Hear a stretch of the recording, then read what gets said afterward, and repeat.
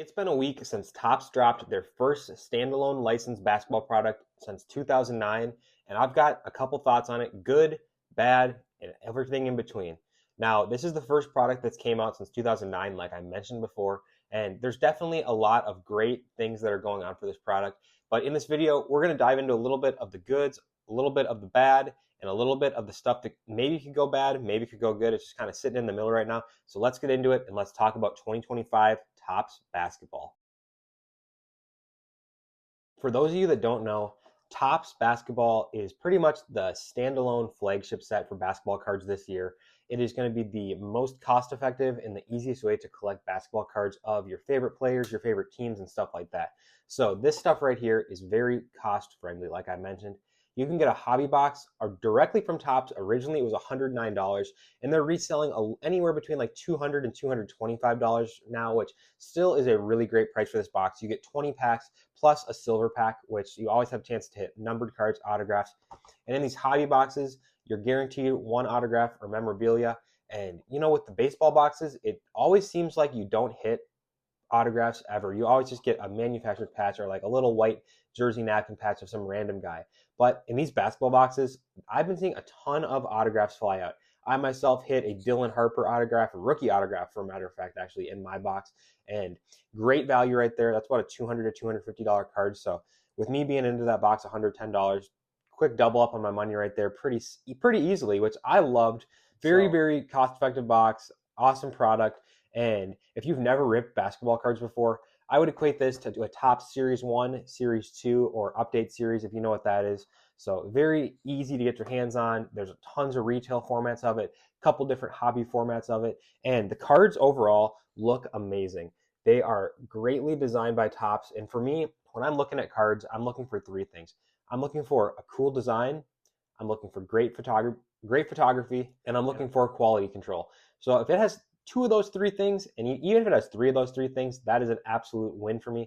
And with this one, it knocks out all three of those boxes. Now let's talk about that. The photography in this year's set is not amazing, but it's not anything like we've seen from Panini. The Panini photos seem to get just old and kind of reused year after year, and maybe Topps will do that. We don't know. This is the first product they've released, but just flipping through this box right here and flipping through these cards, the images are great. The players are the main focus of the cards. They have them in a lot of really cool jerseys. And, you know, I love a lot of these different cards, but one of my favorite things that I love about it is the horizontal cards. I am a huge horizontal card fan, and I just think that they look so good. Right here, you've got a cool one of Trae Young and Zachary Richardson. So lots of those in the product. Feels like there's at least 45 of those within the checklist when I was digging through the stuff. So really cool if you're into that stuff. Now for me, I do have a little bit of a bias towards this because Topps basketball always will have a special place in my heart. I grew up ripping Topps basketball and Topps baseball cards, and not being able to open a box of Topps basketball cards since I was 10 has really, I'm not going to say taken a toll on me, but I've really missed it. And being able to rip this box now at 26 years old is just one of the greatest feelings in the world. And knowing that there's another major chasing it, and this guy on the cover right here, Cooper Flagg.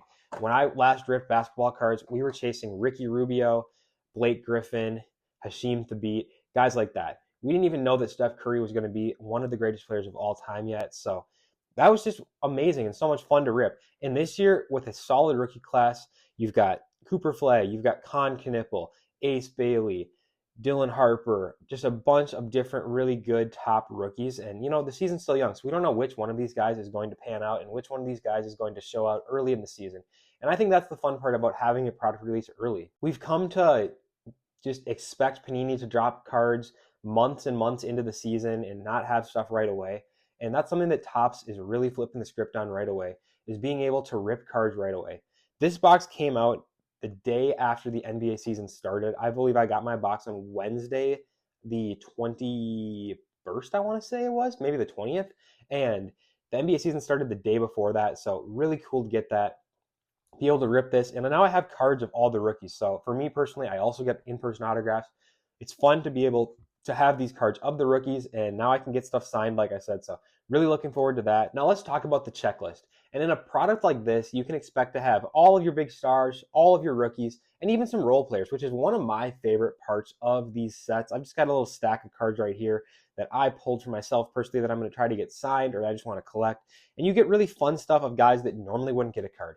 For example, Dallas Mavericks guard Brandon Williams. Now, you've probably never even heard of him. He's in his 4th year in the league, and he's averaged less than 3 points throughout the course of his career.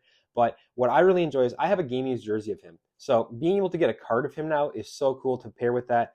And another guy just like that. You have, let's see if I can pull through these. And you also get more random cards like this, like Terrence Shannon Jr.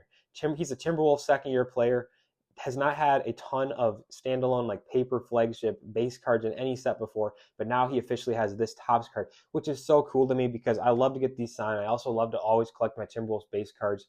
For me with Topps every year, I always try to get all of the Minnesota Twins base cards in the 3 different top sets from Series 1 through Update. And now I can do that with basketball. I don't know if they're going to do a Series 2 or whatever, but I would assume they're going to do a flagship set. And if I had to take a guess, I would bet after the All-Star break, they'll drop another flagship kind of paper product, and they'll probably call it like updates and stars, rookies and updates, something like that. So that will be interesting to see what happens there, and I'm really excited to that.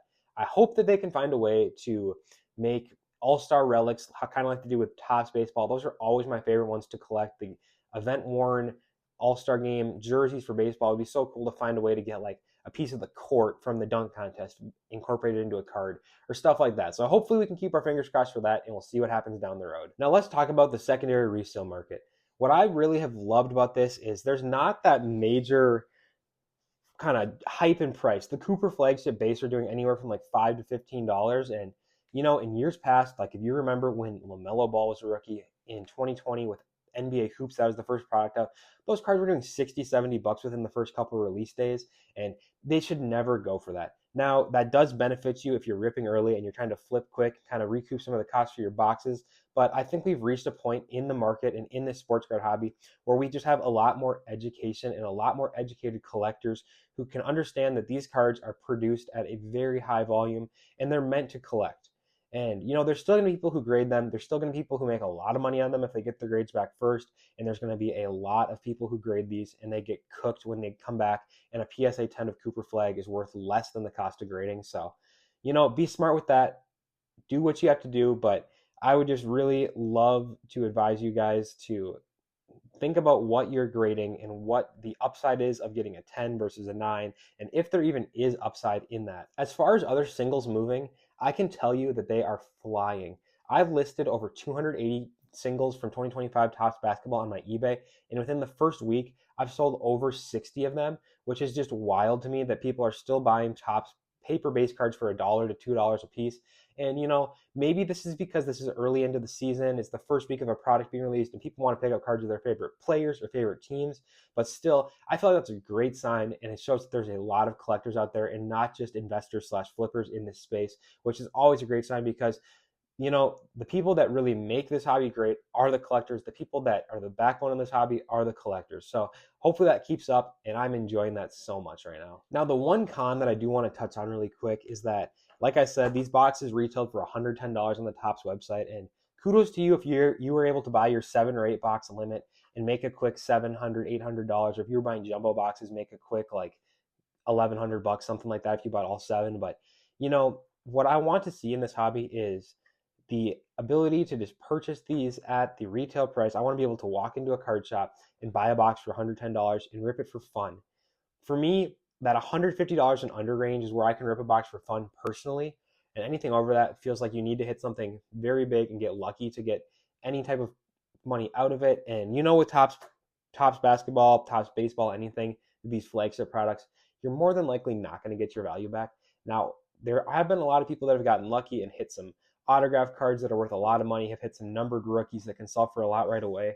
And that's one thing with basketball that I think Topps is going to capitalize on when they can't do that with baseball, is that the rookies sell very well from the start no matter what, which, as in baseball, there's not as many low numbered cards. Like I get that it's the same number, and you still have your black border ones numbered out of the year.